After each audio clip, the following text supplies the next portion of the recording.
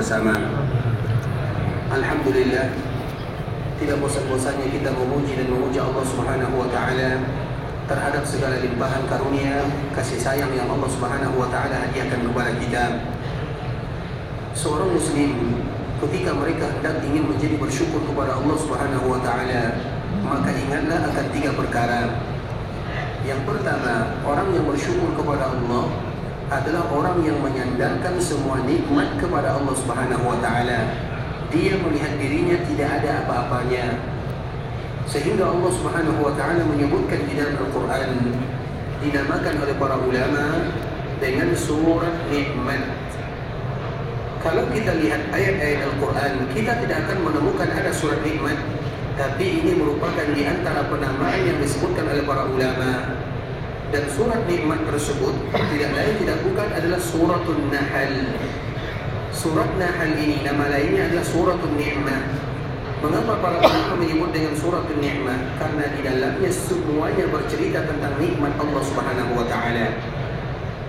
Dan di antara salah satu yang disebutkan oleh Allah Azza wa Jalla, Allah menyebutkan wa ma bikum min ni'matin fa min Allah. Allah menyebut dengan kalimat wa ma, artinya semua yang ada pada diri kalian, mulai dari keberadaan kalian di dunia, panca indera, tubuh, jasad, iman, Islam, nikmat yang diberikan oleh Allah Azza wa Jalla, maka sandarkan selalu kepada Allah Subhanahu wa taala. Sehingga di antara bentuk penyandaran tersebut ikhwatul Islam, maka ada sebuah kalimat yang paling mulia, dan itu merupakan di antara bagian daripada perhiasan surga, kalimat yang menyandarkan dan menyatakan bahwa kita ini tidak ada apa-apanya. Kalimat yang selalu dianjurkan bagi kita mengucapkannya yaitu la haula wa la quwwata illa billah. Itu adalah di antara bentuk kita menyandarkan nikmat kepada Allah. Dan kalimat ini adalah perhiasan-perhiasan di dalam surga. Ini merupakan di antara langkah awal ikhwatul Islam. Jadi apapun yang kita punya, katakan ini semuanya milik Allah Subhanahu wa taala. Allah berikan kesehatan, ini datang dari Allah. Allah titipkan harta, ini semua datang dari Allah. Jangan pernah mengatakan ini karena saya. Karena yang mengatakan karena saya itu bukan seorang muslim yang bersyukur kepada Allah Azza wa Jalla. Itu adalah perkataan yang disebutkan oleh Qarun. Semua yang ada pada diriku karena ilmu yang aku punya. Itu bukan perkataan seorang muslim. Itu adalah perkataan Qarun yang diabadikan oleh Allah di dalam surat Al-Qasas. Kemudian langkah kedua bagi seorang muslim yang ingin bersyukur kepada Allah Azza wa Jalla adalah senantiasa mengucapkan kalimat pujian. Yang pertama dengan hati, yang kedua dengan lisan. Dan lisan ini senantiasa memuji Allah Azza wa Jalla. Di antara bentuk kalimat pujian yang mudah bagi kita mengucapkannya, yang pertama adalah Alhamdulillah. Wa qalu alhamdulillah alladhi hadana li hada. Allah sebutkan di dalam surah Al-A'raf. Kemudian begitu juga Allah ceritakan dalam surah An-Naml bagaimana bentuk bersyukurnya Nabi Daud, Nabi Sulaiman. Wa qala, mereka berdua selalu mengucapkan Alhamdulillah. Setiap keadaan Alhamdulillah. Mereka bisa bangun di pagi hari, mereka bisa memakai pakaian, mereka bisa makan, mereka bisa minum, Alhamdulillah. Allah masih memberikan kepada kita kemudahan. Kemudian juga di antara kalimat kedua yang dianjurkan lisan kita untuk mengucapkannya, selalulah ucapkan hada min fadli rabbi. Hada min fadli rabbi. Semua yang ada pada diriku, semua yang Allah titipkan kepadaku adalah karena karunia Allah, bukan karena usaha kita, tapi karena karunia dan kasih sayang serta kelebihan yang Allah berikan. Maka kalimat yang paling bagus adalah hada min fadli rabbi. Kemudian ikhwatul Islam, di antara bentuk pujian yang lain, walaupun para ulama mereka berbeza dalam masalah derajat hadisnya, itu adalah bagaimana cara kita memuji Allah Subhanahu wa taala. Dalam sebuah riwayat yang dibawakan oleh sahabat Hudzaifah. Jadi sahabat Hudzaifah ini sedang salat. Kemudian dikala beliau sedang salat di ikhwatul Islam, tiba-tiba dia mendengarkan ucapan. Kemudian dia lihat tak ada orangnya. Kemudian dia mengadu kepada Nabi sallallahu alaihi wasallam. Ya Rasulullah, tadi aku mendengarkan ada kalimat ini, ada kalimat itu yang diucapkan. Apa kata Nabi? Itu adalah malaikat yang datang mengajarkan kepada kalian macam mana caranya memuji Allah Subhanahu wa taala. Karena kita tidak akan pernah tahu bagaimana cara memuji Allah kecuali Allah yang memberitahukan kepada kita bagaimana cara memujinya. Allahumma lakal hamdu kullu wa lakal mulku kullu biyadikal khairu kullu ilaika yurja'ul amru kullu alaniyatuhu wa sirru ahlun an tu'mad innaka ala kulli syai'in qadir Allahumma ighfir jami'a ma madha min dhunubina waqsimna fima baqiya min umrina warzuqna amalan zakiyan tarda bihi 'anna. Sudah hafal doanya? Kalau belum hafal berarti kita belum ada yang memuji Allah Azza wa Jalla. Agar kita tahu ya kata Islam, bersyukur tidak semudah yang kita bayangkan. Karena Allah menyebutkan di dalam Al-Quran wa qalilun min ibadiyas syakur. Yang bersyukur itu banyak atau sedikit? Kita tahu yang bersyukur itu sedikit. Sedikit yang bersyukur kata Allah Azza wa Jalla. Dan kita ingin menjadi bagian daripada yang sedikit tersebut. Salah satunya adalah bagaimana cara kita memuji Allah Azza wa Jalla. Kemudian yang ketiga, di antara bentuk kita bersyukur kepada Allah Azza wa Jalla, ini hakikat syukur ya, karena semua kita ingin bersyukur kepada Allah. Terkhusus bagi kita yang dimudahkan melaksanakan rukun Islam yang kelima, kita ingin bersyukur kepada Allah, tapi harus kita tahu makna syukur itu apa. Bukan hanya alhamdulillah kemudian langsung menjadi bersyukur, tak. Terlalu mudah cara bersyukur kalau hanya dengan mengatakan alhamdulillah. Tapi syukur itu sesuai dengan rentetan yang tadi kita jelaskan. Kemudian bentuk syukur yang ketiga, dan ini yang paling berat, adalah bagaimana kita selalu beribadah kepada Allah Subhanahu wa Ta'ala. Karena ikhwatul Islam, kita tidak akan mungkin berbuat maksiat kepada Allah kecuali dengan menggunakan nikmat Allah Azza wa Jalla. Tidak ada seorang hamba yang berbuat maksiat kecuali dengan nikmat Allah Azza wa Jalla, dan itulah kekufuran yang sesungguhnya. Makanya di antara bentuk kita bersyukur kepada Allah, letakkan setiap nikmat yang Allah berikan pada tempatnya. Mata untuk melihat keagungan Allah, mata untuk melihat Al-Quran, lisan untuk membaca Al-Quran, untuk berzikir kepada Allah, itu baru syukur namanya. Kaki tangan digerakkan untuk beribadah kepada Allah, telinga untuk mendengarkan ayat-ayat Allah, itu syukur namanya. Orang yang bersyukur kepada Allah, mereka akan selalu beribadah kepada Allah. Dan Allah mengatakan, i'malu ala Daud syukra, beramal kalian, beribadah kalian sebagaimana beribadahnya keluarga Nabi Daud alaihissalam. Siapa mereka yang berkeluarga Nabi Daud tersebut? Adalah Nabi Sulaiman. Kita ingin mencontohkan ikhwatul Islam, macam mana sebenarnya kita bisa menjadi hamba yang bersyukur kepada Allah Azza wa Jalla. Nabi Sulaiman alaihissalam, kita tahu di antara salah satu kelebihan yang Allah berikan, bahwa Nabi Sulaiman ini ikhwatul Islam diberikan oleh Allah Subhanahu wa Ta'ala kerajaan dan kekuasaan serta kenabian. Karena para ulama setiap kali berbicara tentang syukur, pasti mereka menceritakan tentang Nabi Sulaiman karena Allah yang contohkan. Di antara salah satu yang dipunya oleh Nabi Sulaiman adalah kuda. Dan kuda Nabi Sulaiman ini kuat Islam lain dari yang lain. Kuda yang bisa terbang, kuda yang punya sayap. Makanya Aisyah radhiyallahu ta'ala anha, dikala dia main kuda-kudaan di masa kecil, di waktu kecil, kemudian kuda Aisyah ini punya sayap. Nabi melihatnya, wahai Aisyah, kenapa kuda kamu ada sayapnya? Tidak ada yang namanya kuda bersayap. Kata Nabi kepada Aisyah. Saking pintarnya ibunda Aisyah, apa kata Aisyah sambil bermain, tidakkah engkau tahu bahwa kudanya Nabi Sulaiman ada sayapnya? Dari sini ikhwatul Islam berarti menunjukkan bahwa kuda Nabi Sulaiman itu ada sayapnya. Terlepas bagaimana bentuknya. Kemudian jumlahnya tidak sedikit, jumlahnya lebih daripada 20.000. Dan itu adalah hobinya Nabi Sulaiman. Jadi Nabi Sulaiman itu hobinya adalah melihat kuda-kudanya, merawat kuda-kudanya, dan hobi itu hobi yang bermanfaat. Karena kuda yang dirawat ini tujuannya untuk berjihad di jalan Allah Azza wa Jalla, bukan untuk main-main, bukan hanya untuk kesenangan dirinya. Makanya kalau ada di antara kita yang punya hobi, berhobilah sesuatu yang ada manfaatnya. Sesuatu yang ada manfaatnya, jadikan itu sebagai kesukaan hobi. Tapi kalau hobi memelihara ular, apa kegunaannya? Kita tak tahu ya. Tapi tanya dulu. Misalnya hobi kalau memelihara burung, misalnya hobi kalau memelihara hewan yang lain, tidak ada masalah. Tapi tanyakan apa manfaatnya. Belajar dari Nabi Sulaiman, hobi dia memelihara kuda untuk berjihad. Jadi kuda itu dirawat, dilatih untuk berjihad di jalan Allah Azza wa Jalla. Kemudian ikhwatul Islam, dikala dia melatih, sibuk dengan kuda-kudanya. Karena Allah menyebutkan dia dalam Al-Quran, Inni ahbabtu hubbal khair. Allah sebutkan bagaimana Nabi Sulaiman, Allah tanamkan kepada jiwaku cinta kepada al-khair. Al-khair itu artinya kebaikan. Tafsirnya adalah al-khair. Al-khair itu artinya kuda. Allah sebutkan dalam surat Sad. Kemudian ikhwatul Islam, tiba-tiba suatu ketika Nabi Sulaiman itu terlambat. Ada yang menyebutkan terlambat dari zikir petangnya, ada yang menyebut terlambat dari solat di petangnya.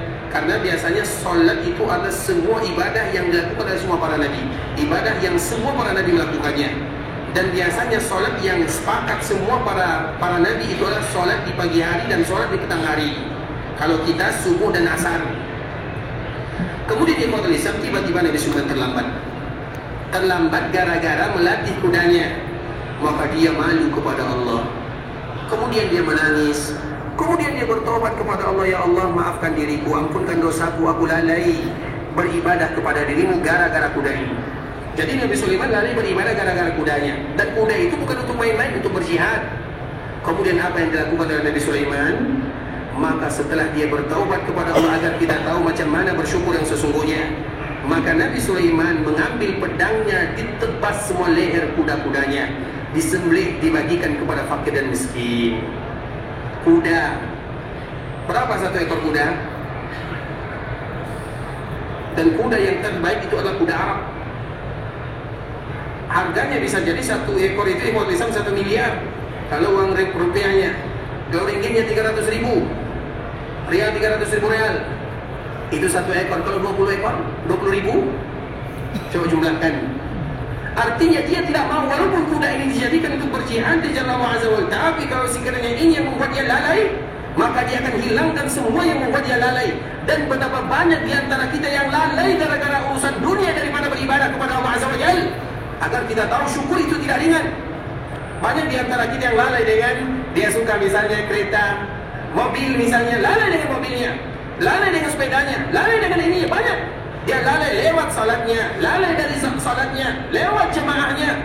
Itu contoh kepada kita bersama. Makanya Allah menyebutkan i'malu ala Daud syukra. Kalau kalian ingin bersyukur, belajar dulu dari Nabi Sulaiman, dari Nabi Daud, dari keluarga yang mulia. Kemudian ikhwatul Islam, setelah itu apa yang terjadi? Maka disembelih semuanya. Dikala disembelih ikhwatul Islam, maka sesuatu yang ditinggalkan karena Allah, pasti Allah ganti. Itu kaidah yang disebutkan oleh baginda Rasulullah SAW.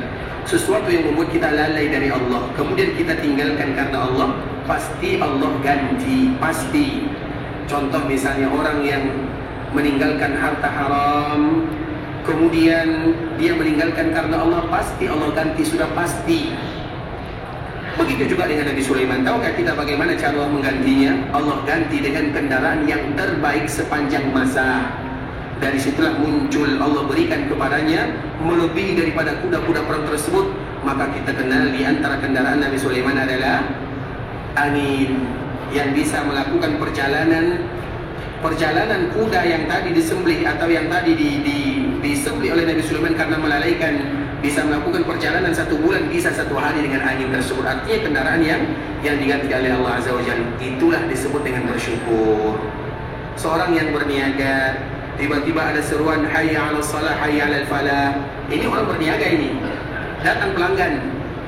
Ada seruan Allah atau seruan manusia? Mana yang kita dahulukan? Iya, di sini kita mengatakan seruan Allah. Tapi kalau kita sudah pulang, disitulah dilihat. Tak mudah ikhwatul Islam, sulit. Artinya agar kita tahu macam mana kita supaya menjadi hamba yang bersyukur kepada Allah Subhanahu wa taala, dan semoga Allah menjadikan kita semua adalah orang-orang yang pandai bersyukur kepadanya. Amin amin ya rabbal alamin. Ikhwatul Islam, saudara kaum muslimin, para tetamu Allah rahimani wa rahimakumullah. Pada kesempatan kali ini kita akan melanjutkan pembahasan sebelumnya, yaitu masih bercerita tentang hadis Abu Hurairah radhiyallahu taala anhu dan hadis yang dibawakan oleh sahabat Jabir bin Abdullah radhiyallahu taala anhuma. Kita ulang lagi, Nabi SAW menyebutkan salatun fi masjidi hadha khairun min alfi salatin fi ma siwahu illa al-masjidil haram. Ini hadis yang pertama dikeluarkan oleh Imam Bukhari dan Imam Muslim. Salat di masjidku lebih baik daripada 1000 salat dibandingkan dengan tempat yang lainnya kecuali Masjidil Haram. Kemudian riwayat Jabir bin Abdullah yang dibawakan oleh Imam Ahmad dan juga oleh Imam Ibnu Majah, salatun fi masjidi afdalu min alfi salat fima siwahu illa al-masjidil haram. Orang yang salat di dalam masjidku lebih afdal. Yang pertama kalimatnya lebih baik, yang kedua bahasanya lebih afdal daripada salat di tempat yang lainnya kecuali Masjidil Haram. dan sambungannya salatun wa salatun fil Masjidil Haram afdalu min mi'ati alfi salatin fi ma siwa. Dan orang yang salat di Masjidil Haram Mekah itu lebih baik daripada, lebih afdal daripada 100.000 dibandingkan dengan salat di tempat yang lainnya. Baik, ikhwatul Islam, kita akan mensyarah sedikit demi sedikit pemaparan hadis baginda Rasulullah SAW. Tujuannya adalah untuk memberikan motivasi kepada kita bersama. Dan kita tahu ikhwatul Islam, ibadah yang didapatkan oleh seorang muslim ketika mereka berada di tanah haram Makkah atau Madinah itu luar biasa banyaknya. Karena keharaman yang sesungguhnya hanya ada di dua tempat, yaitu haram Makkah dan haram Madinah. Haram-haram yang lainnya ada pengecualiannya, tidak sama keadaan dan situasinya seperti haram yang ada di Makkah dan haram yang ada di Madinah. Dan keutamaan yang ada di Mekah itu yang pertama, kemudian setelahnya Madinah, kemudian setelahnya Al-Aqsa. Dan kemarin kita telah menjelaskan ikhwatul Islam doa baginda atau doa Nabi Sulaiman. Karena Nabi Sulaiman itu memiliki 3 doa yang kemarin kita telah menceritakan doa yang pertama. Dan hadis ini adalah hadis yang menunjukkan bagaimana mulianya Masjid Nabawi dan bagaimana mulianya Masjidil Haram yang ada di Mekah. Sehingga kita tahu bahwa kedatangan kita di tanah haram Mekah Madinah adalah hadiah dan bonus terindah dari Allah Subhanahu wa taala. Alasan Allah ingin mengampunkan dosa kita, alasan Allah ingin memberikan pahala, alasan Allah ingin mengabulkan doa. Itu adalah alasan Allah kepada hambanya. Mudah bagi Allah untuk memberikan sesuatu yang kita tidak minta, tapi Allah sediakan tempatnya, lokasinya, keadaannya, mulia semuanya. Salah satunya ikhwatul Islam, kalau kita tahu bagaimana, kalau hadis ini, kita akan mengetahui dari hadis ini bagaimana kemuliaan tanah haram Makkah dan Madinah. Kemarin kita menyebutkan di antara doa Nabi Sulaiman ketika dia membangun atau merenovasi Baitul Maqdis. Karena Baitul Maqdis itu ikhwatul Islam, jarak antara pembangunan Ka'bah dengan Baitul Maqdis 40 sana, yaitu kurang lebih 40 tahun lamanya. Al-Baitul Maqdis itu memiliki nama yang banyak, ya, disebut dengan Baitul Maqdis, disebut dengan Al-Muqaddas, disebut dengan Ilya, disebut dengan Urshalim, disebut dengan Al-Aqsa, banyak nama-namanya. Kemudian ikhwatul Islam, ketika Nabi Sulaiman merenovasi, bukan membangun, karena sering terjadi penghancuran atau sering terjadi kerobohan terhadap Masjidil Aqsa, sama dengan Ka'bah Musyarrafah. Ka'bah Musyarrafah ini ikhwatul Islam pertama kali dilakukan renovasi adalah seorang nabi yang datang setelah Nabi Adam alaihissalam. Karena yang pertama kali membangunnya adalah Nabi Adam. Ada yang menyebutkan mereka, tapi kebanyakan para ulama menyebut Nabi Adam. Nabi Adam membangunnya berasal dari 5 bebatuan. Diceritakan di dalam Akhbar Makkah. Akhbar Makkah itu cerita tentang bagaimana Makkah Al-Mukarramah. Kemudian di ikhwatul Islam terjadilah renovasi. Renovasi pertama dilakukan oleh Nabi Sis. Jadi Nabi Sis itu ikhwatul Islam Nabi setelah Nabi Adam alaihissalam. Dia yang pertama kali melakukan renovasi. Kemudian diabadikan renovasi itu oleh Nabi Ibrahim alaihissalam. Jadi Nabi Ibrahim itu melakukan renovasi besar-besaran untuk Ka'bah, sebagaimana Nabi Sulaiman melakukan renovasi besar-besaran untuk Masjidil Aqsa. Bukan mereka yang merenovasi pertama kali, tak. Tapi hanya diceritakan oleh Allah mereka berdua. Di Ka'bah diceritakan tentang Nabi Ibrahim. Nabi Ibrahim tidak pernah membangunnya, tapi mengembalikan bangunannya. Berarti bangunannya sudah ada. Kemudian begitu juga dengan Nabi Sulaiman.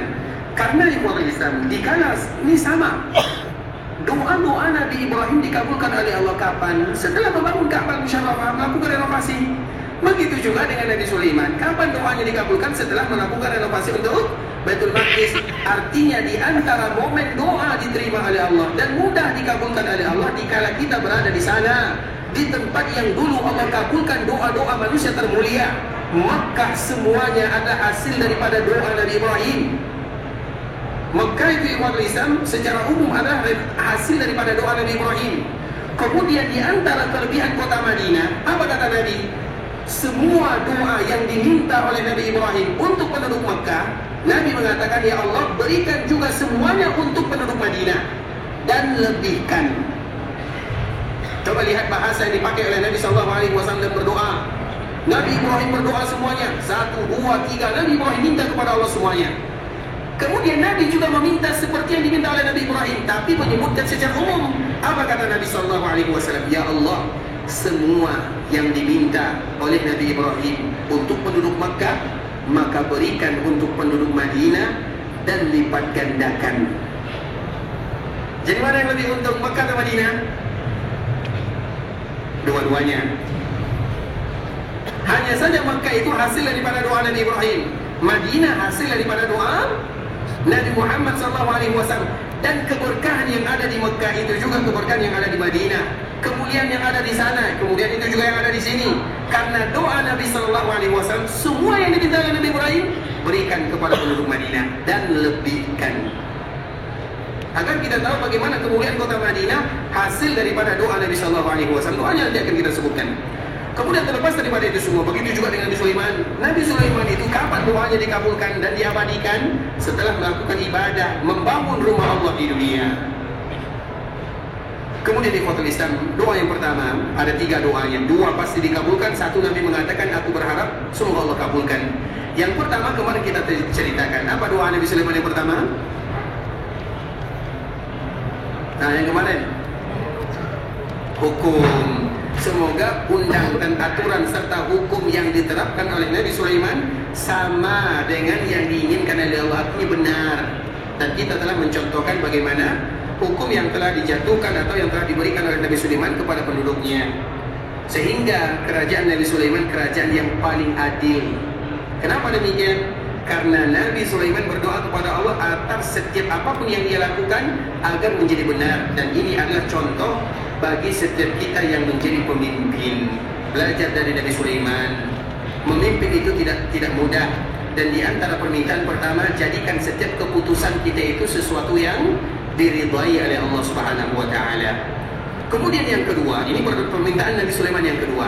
Ini permintaan yang Nabi Sulaiman ini permintaannya lumayan lah ya. Di antara permintaannya, ya Allah berikan kepadaku kerajaan yang tidak Engkau berikan kepada siapapun di dunia, siapapun.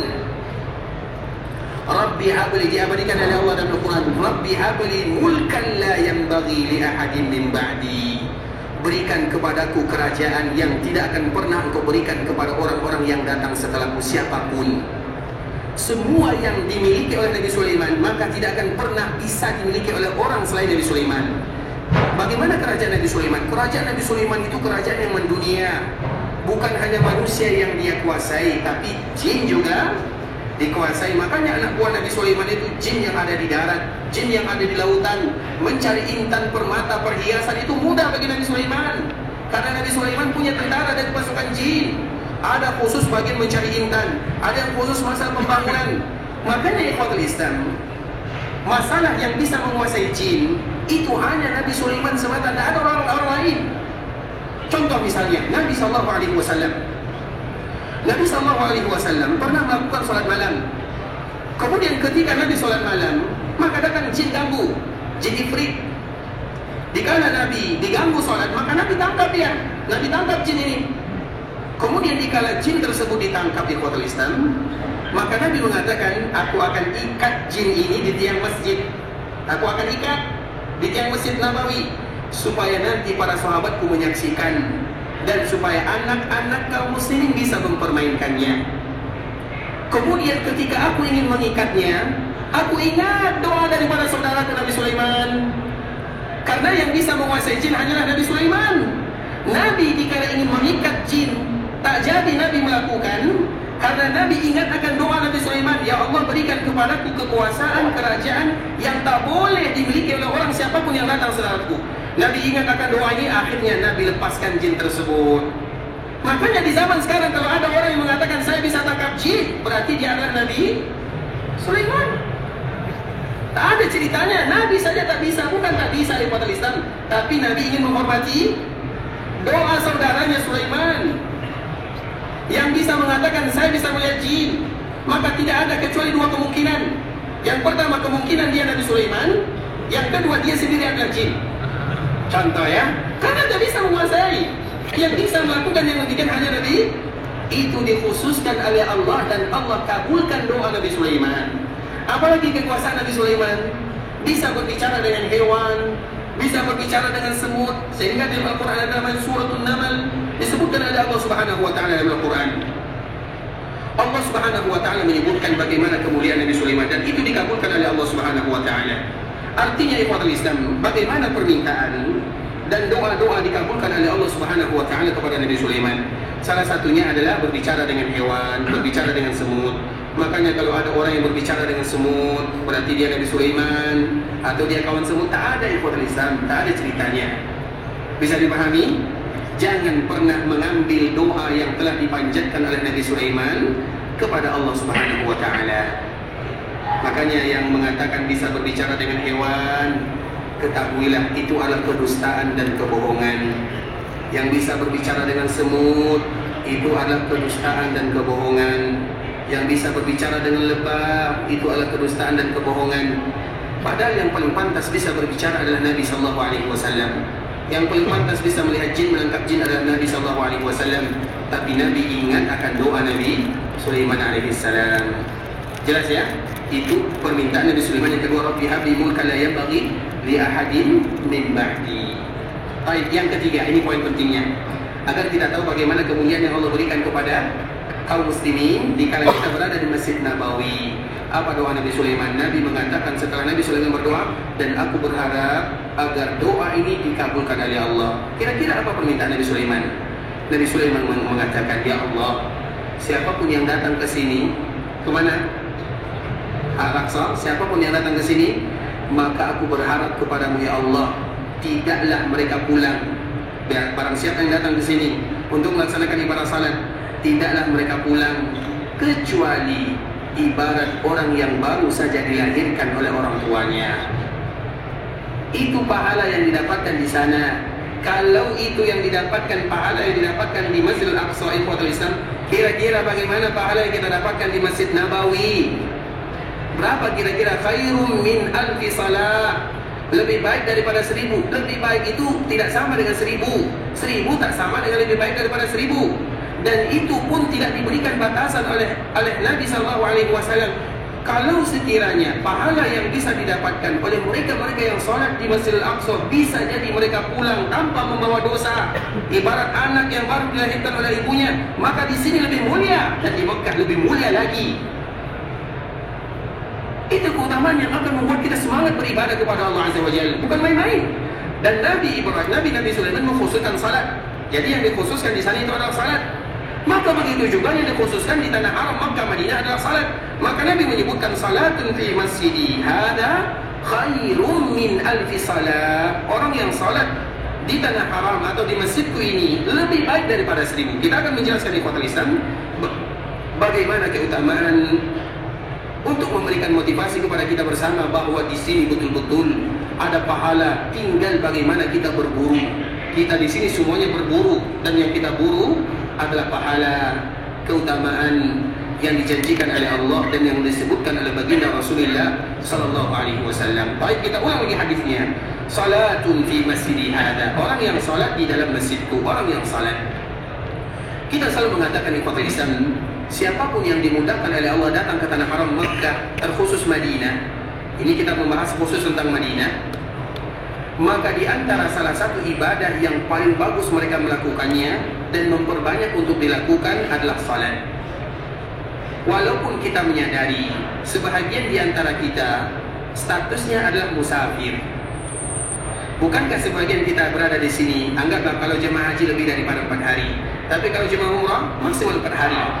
Dan musafir itu dihitung ikhwatul Islam, barang siapa yang ingin tinggal di suatu tempat lebih daripada 4 hari, tidak dihitung hari kedatangan dan tidak dihitung hari keberangkatan, itu tak masuk. Berarti dia menetap di sana 4 hari, maka dia ikut kepada orang-orang yang ada di daerah tersebut. Tak boleh jamak, tak boleh qasar. Tapi kalau sekiranya kita kurang daripada hari ini, misalnya 3 hari atau 4 hari, pas-pas misalnya hari kedatangan dan juga hari keberangkatan, maka diberikan keringanan bagi kita untuk menjamak dan mengqasar. Tapi ketika kita berada di kota Madinah, apakah kita mau menjamak dan mengqasar? Rugi. Karena orang yang menjamak dan mengqasar di kota Islam, mereka tak boleh salat sunnah.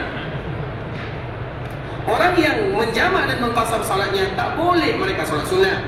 Sebagaimana hadis yang dibawakan oleh sahabat Abdullah bin Umar radhiyallahu ta'ala anhu, "Lau kuntu musabbihan la atmamtu." Lau kuntu musabbihan la atmamtu. kalau sekiranya aku bertasbih, maka lebih baik aku sempurnakan.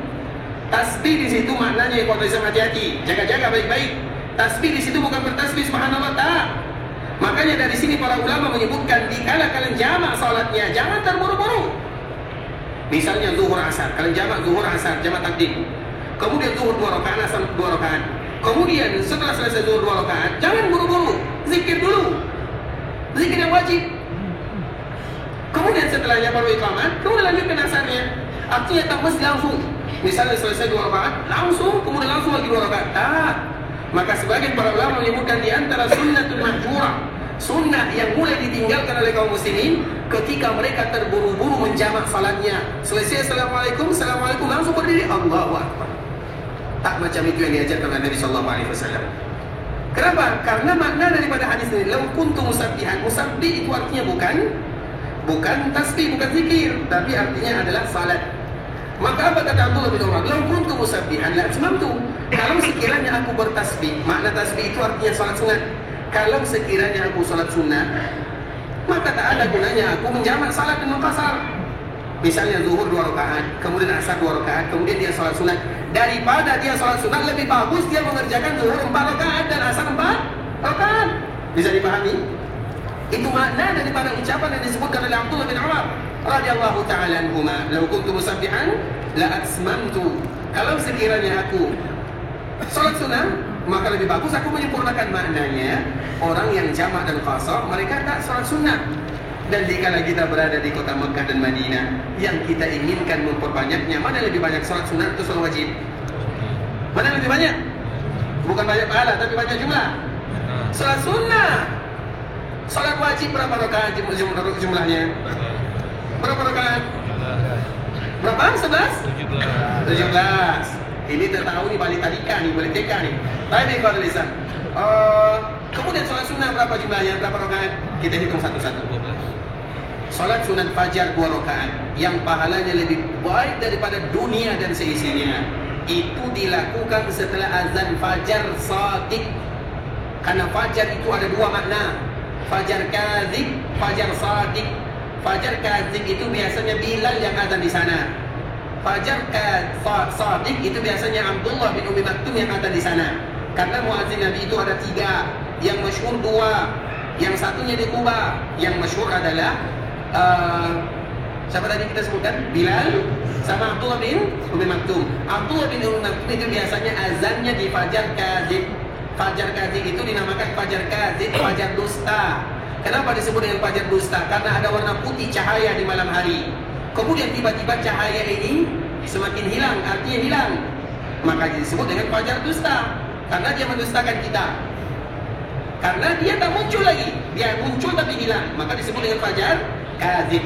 Sedangkan fajar shadiq, fajar jujur, dia ada warna putih, kemudian putih itu semakin terang, semakin terang, semakin terang, maka disebut dengan fajar shadiq.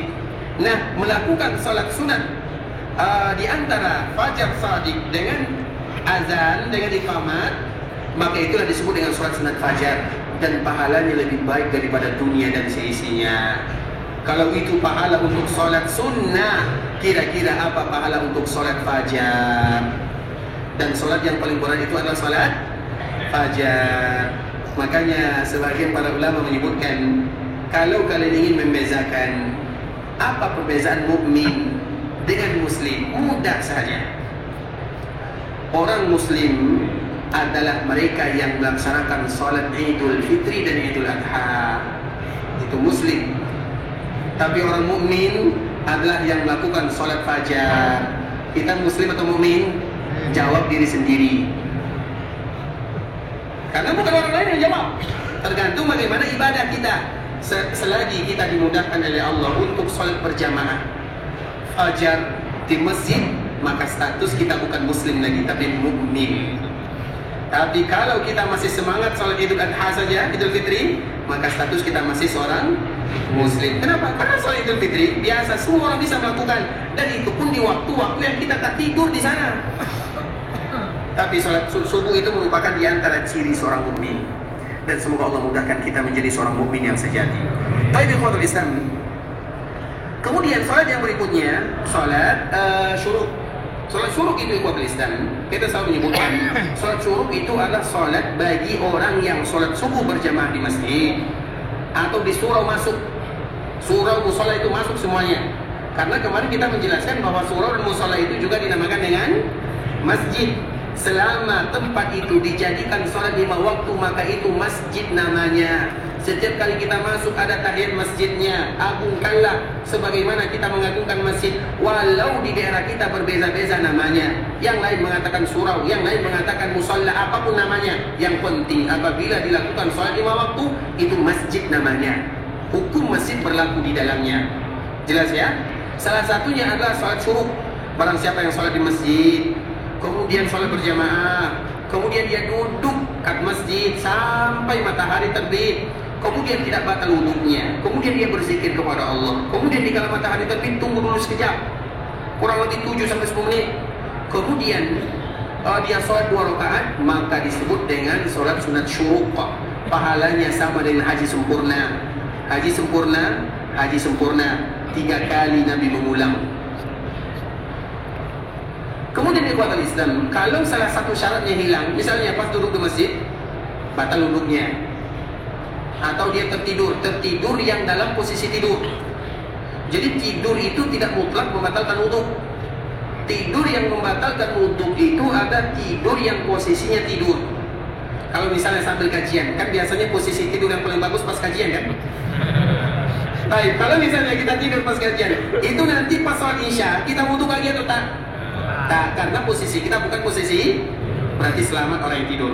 Tadi Pak tulisan, artinya orang yang tidur bukan posisi tidur, maka tak batal wudhunya. Seperti misalnya kita menunggu antara sholat ke sholat berikutnya, kemudian kita mengantuk. Bahkan para sahabat sampai keluar suaranya. Apa bahasa kitanya? Sampai keluar suaranya. Mereka di kala Nabi datang, mereka sholat bersama Nabi, selesai. Karena mereka tidur bukan posisi. Tapi kalau posisinya sudah tidur, menyandar, posisi tidur, berbaring, posisi tidur, maka pasti batal. Dan yang membatalkan bukan tidurnya. Yang membatalkan itu ada sesuatu yang kita tidak tahu apa yang kita lakukan jika kita tidur. Bisa jadi pas kita tidur, kita memegang yang najis. Pas kita tidur keluar angin, kita tak tahu. Jadi yang membatalkan bukan karena tidurnya, tapi kita tak tahu apa yang kita lakukan semasa kita tidur.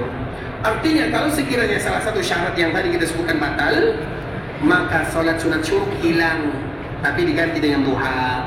Karena waktunya sama. Sholat duha waktunya sama dengan syuruk. Tapi sholat duha yang paling bagus, yang paling baik adalah sebelum zawal. Jadi kalau Allah mudahkan bagi kita, misalnya sekarang alhamdulillah kesempatan bagi kita bersama, duha itu bagus, minimal 4 rakaat.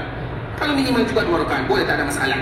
Kemudian ikhwatul Islam, kalau sekiranya Allah berikan kemudahan, misalnya sekarang zawal kurang lebih jam 12, jam 12 lewat di sini ya, jam 12 lewat 5 lah kurang lebih.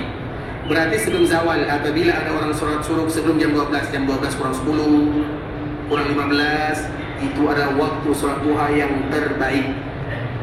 Dan alhamdulillah, terutama dikala kita berada di kota Madinah, kita datang zuhur jam berapa?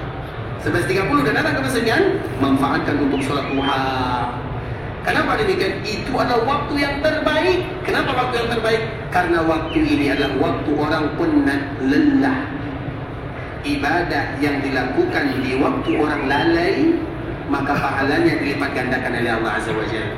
Jam 12 kurang itu kan orang dah penat kerja, mau istirahat, tiba-tiba ada seorang hamba yang bertakbir Allahu Akbar, ingin meminta ampun, bermohon kepada Allah, itu mulia. Makanya duha yang paling bagus di ujung waktu. Jelas ya? Baik, kemudian apa lagi ikhwatul Islam? Ini artinya ini kita ingin berlomba-lomba mengambil semuanya. Jangan kita tinggalkan satu pun selama Allah berikan kesempatan ketika kita berada di Madinah. Kita tak tahu kapan lagi Allah berikan kesempatan. Kemudian berikutnya sholat sunat 4 rakaat sebelum zuhur. Tetap 2-2. Jadi sholat sunat itu hukum asalnya 2-2.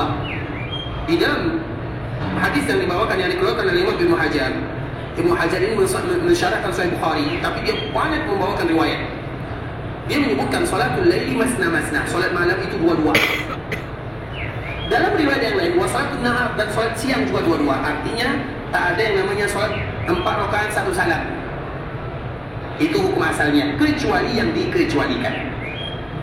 Kemudian di kota Islam, berarti 4 rakaat sebelum zuhur, berarti itu 2 rakaat, kemudian 2 rakaat. Artinya sholat ini setelah orang azan. Bisa dipahami setelah orang azan. Kemudian setelah orang sholat zuhur, 4 rakaat lagi. Nabi menyebutkan barang siapa yang menjaga 4 rakaat sebelum dan setelahnya, wajahnya ini haram dari api neraka, haram. Dan semoga Allah haramkan jasad dan wajah kita ini dari api yang neraka. Kemudian di kota Islam 4 rakaat sebelum asar. Jadi sebelum asar itu ada 4 rakaat. Hadis Nabi yang dikeluarkan oleh Imam At-Tirmidzi, rahimallahu imra'an shalla qabla al-'asri arba'an. Semoga Allah merahmati, menyayangi seorang hamba yang sholat 4 rakaat sebelum asar, tetap 2. Jadi selepas asar itu 4 dia usahakan. Dan alhamdulillah jeda kita untuk beribadah di sini lumayanlah banyak. Kemudian sebelum maghrib, antara azan dan iqamah pasti ada sholat sunnahnya. Antara setiap azan dan iqamah pasti ada sholat sunnahnya. Kemudian sholat sunnah rawatib sebelum maghrib, setelah maghrib. Setelah maghrib rawatibnya, sebelum maghrib bebas bagi kita. Kemudian sebelum isya dan setelah isya. Kemudian begitu juga dengan sholat malam. Kemudian begitu juga dengan sholat witir. Nah, inilah sholat-sholat sunnah yang dianjurkan bagi kita memperbanyak melakukannya. Semuanya di ikhwatul Islam pahalanya sama. Artinya masuk ke dalam hadis baginda Rasulullah SAW, salatun fi masjidi ada, orang yang salat di dalam masjidku ini. Nabi SAW seolah-olah mengatakan orang yang salat. Kita bertanya, ya Rasulullah, kira-kira salat mana yang mesti kami lakukan? Maka seolah dari bahasa yang keluar dari lisan baginda Muhammad bin Abdullah SAW, Nabi menyebutkan semuanya masuk. Makanya Imam An-Nawawi di kalam syarah hadis ini menyebutkan Nabi tidak bezakan mana wajib mana sunnah. Artinya masuk semua di dalamnya. Dan termasuk juga di dalamnya salatul janaiz. Salat jenazah itu jangan pernah kita lalaikan ikhwatul Islam. Makanya kalau ada muadzin yang memandangkan as-salatu 'alal amwat, tinggalkan semuanya. Bahkan kalau perlu undur salat sunnah, ikut bersama imam. Kenapa demikian? Kalau sekiranya seorang muslim, mereka di kampung halaman, kemudian mereka ikut salatkan, kemudian mereka ikut antarkan ke kuburan, untuknya 2 qiraat. 1 qiraat itu coba lihat, tengok Bukit Uhud berapa panjangnya. Yang kita lihat itu bukan semuanya, sebagian kecil sahaja. Uhud itu 7 kilo, panjang sekali lisan. 1 qiraat sebesar Uhud. Itu bagi yang ikut sholat jenazah. Itu di kampung. Kalau di sini berapa? Dikalikan berapa kata Nabi SAW? Khairum, bukan 1000. Lebih baik daripada 1000. Ingat itu baik-baik. Lebih baik tak sama dengan 1000. Agar tidak tahu ini karunia Allah, hadiah bonus. Makanya kalau di kampung 1 qiraat sama dengan sebesar Bukit Uhud, di sini lebih daripada 1000. Allahu Akbar. Pahala mana lagi yang kita cari ikhwatul Islam? Terutama di sini, bukan alhamdulillah ya. Terutama di sini 5 kali kita salat jenazah. Dalam satu sisi pahala untuk kita, dalam sisi lain kita doakan saudara. Karena dikala kita melakukan sholat jenazah, makanya orang yang tidak mau sholat jenazah, terkhusus jika mereka berada di Mekah Madinah, orang kikir sekikir-kikirnya. Mengapa demikian? Karena orang sholat jenazah, sebelum dia doakan saudaranya, dia doa untuk dirinya. Makanya orang yang tak mau doa untuk dirinya, orang kikir atau tak kikir? Kikir. Sehingga dalam sholat jenazah itu ikhwatul Islam, yang pertama ada 4 takbir. 5 takbir boleh tak? Boleh. 6 takbir? Tak boleh. 7? Boleh. Hanya saja yang masyhur adalah 4. Kadang-kadang di sini juga pernah ada 5, tapi jarang-jarang. Kemudian ikhwatul Islam, takbir yang pertama adalah alhamdulillah. Takbir yang kedua adalah salawat kepada baginda Rasulullah SAW. Takbir yang ketiga adalah doa. Apa doanya? Jangan katakan Allahumma firli. Jangan katakan Allahumma firlahu. Itu ujung-ujung doa. Makanya biasanya kalau kita sholat jenazah, takbir yang ketiga lama atau kejap? Lama. Sebenarnya bukan lama. Doa kita yang pendek. Ya kan? Kita doanya Allahumma firlahu warhamhu wa'afi wa'fanhu wa'qdir nuzulahu wa wasi' mudkhalahu wa usilu bil ma'i wa thalji wal barad. wa naqqihi minal khataaya kama naqqata ath-thawbal abyad minad danas. Selesai. 1 menit kejap. Tapi imam panjang kan? Ternyata bukan karena imam yang panjang, doa kita yang terlalu pendek. Ternyata doanya ikhwatul Islam, Allahumma ighfir li hayyina wa mayyitina wa syahidina wa ghaibina wa dzakarina wa unthana. Allahumma man ahyaitahu minna fa ahyi 'alal iman wa man tawaffaitahu minna fa tawaffi 'alal Islam. Sambungannya esok kita sambung, agar kita tahu ya bahwa ternyata masih banyak pelajaran yang mesti kita ambil dikala kita berada di Masjid Rasulullah SAW, dan salah satunya adalah salat. Dan agar kita tahu salat jenazah itu bukan kita hanya mendoakan orang yang meninggal, tapi kita doa untuk diri sendiri dulu, baru mereka. Makanya kalau Allah maghfirlahu, semua doa untuk dia. Kenapa? Karena kita tidak baca doa awal. Allahumma ighfir li hayyina wa mayyitina wa syahidina wa ghaibina ila akhir doa. Tapi khusus Islam, sampai di sini pembahasan bisa kami jelaskan. Yang benar dari Allah Subhanahu wa taala, yang salah dari diri kami pribadi karena kurang ilmu kami, karena kebodohan, karena kejahilan, karena ketidaktahuan. Kami mohon dimaafkan kalau ada kata-kata yang salah, kalimat-kalimat yang kurang tepat, bahasa-bahasa yang kurang bagus, penyampaian yang kurang berkenan, atau ilmu yang salah kami dalam menyampaikannya. Kami mohon dimaafkan. Dan insya Allah pembahasan kita ini akan kita lanjutkan keesokan hari. Dan Alhamdulillah, ini merupakan di antara nikmat Allah kepada kami pribadi dan juga kepada kita bersama. Ketika kita datang jauh-jauh ke kota Madinah, tapi kita masih bisa belajar dalam bahasa yang kita pahami, itu merupakan di antara nikmat yang Allah Subhanahu wa taala berikan terkhusus kepada kami dan juga kepada kita. Dan ini merupakan di antara karunia dari Allah.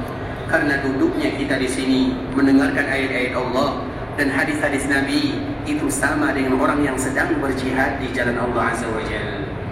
Nabi sallallahu alaihi wasallam menyebutkan, "Man jaa masjidi hadza", siapapun yang datang ke Masjid Nabawi, masjidku, dia tidak datang kecuali ingin belajar agama, ingin mendengarkan ayat-ayat Al-Qur'an dibacakan, ingin mendengarkan hadis-hadis Nabi disampaikan, fa huwa bimanzilatil mujahidi fisabilillah, maka dia pada waktu itu ibarat orang yang sedang berjihad di jalan Allah Azza wa Jalla. Tempat yang mulia, kawan-kawan yang mulia, ibadah yang mulia, ditambah lagi dengan pahala yang mulia, kemuliaan di atas kemuliaan. Maka wajar jika kita berada di kota Madinah. Bahkan ini merupakan di antara salah satu keutamaan kota Madinah yang tak dimiliki oleh negara dan daerah manapun di dunia, bahkan Mekah Al-Mukarramah. Hadis ini tak disebutkan oleh Nabi kecuali di Madinah sahaja. Makanya kalau kita pergi ke perpustakaan, pustaka Masjid Nabawi ada 2, ada pustaka di luar pintu 12, pintu 11. Sesekali nanti kita masuk, cantik, seronok, bagus sekali. Kitab-kitab para ulama semua ada di dalamnya. Semua kitab semenjak ada tulisan itu ada di dalamnya. Dan ada beberapa nuskhanya. Apalagi misalnya ulama Imam Abu Hanifah, Imam Malik, Imam Syafi'i, ada semua di dalamnya. Makanya bagi kita ikhwatul Islam yang ingin melihat ilmu itu, lihat di sana. Perpustakaan yang luar biasa bagusnya. Kami rekomendasikan ini ikhwatul Islam minimal, walau kita tidak pandai baca, paling tidak kita pernah tengok jalan-jalan di dalamnya. Di pintu bagian kanan Masjid Nabawi. Itu kalau yang tulisan yang apa namanya yang bisa kita baca, masih bisa dibaca lah. Walaupun masih bisa tak dibaca. Tapi ada lagi perpustakaan yang kedua di bagian dalam Masjid Nabawi, itu manuskrip. Manuskrip itu artinya tulisan tangan para ulama. Bisa tak bacanya? Sulit ikhwatul Islam, itu tulisan tangan para ulama.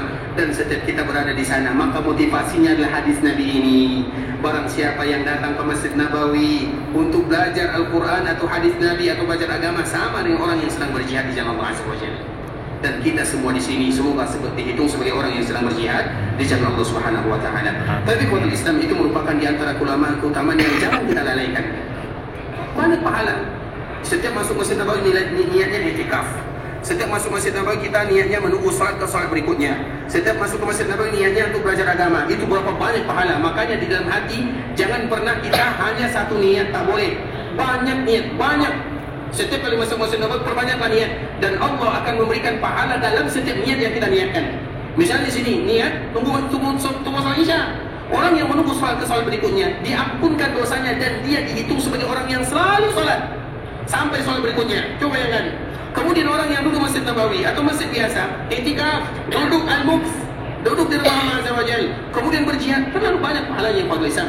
maka berdirilah sebanyak-banyaknya, terkhusus dikala kita berada di dalam masjid Rasulullah SAW.